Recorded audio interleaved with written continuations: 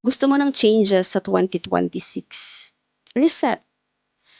Hindi ka pwedeng pumasok sa bagong taon, dala-dala pa rin yung lumang patterns mo, lumang mindset mo, lumang habits mo, at lumang triggers mo.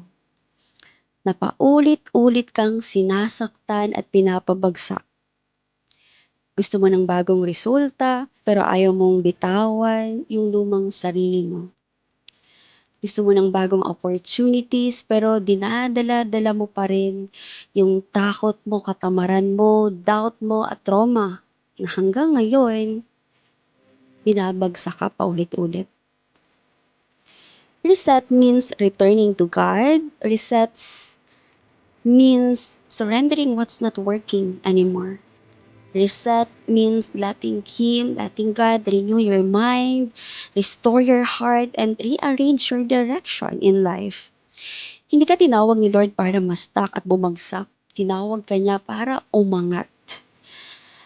Reset your thinking, reset your habits, reset your circle, reset your priorities in life, reset your boundaries.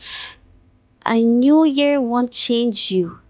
Again, a new year won't change you if you don't allow change within you. Kung gusto mo talagang magbago ang 2026 mo, don't wait for January. Don't wait for January. Start the reset now. Let go of what's draining you, choose what's growing you, and align with what God is calling you.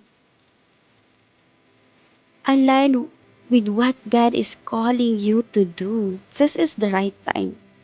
Don't just wish for change. Become the change.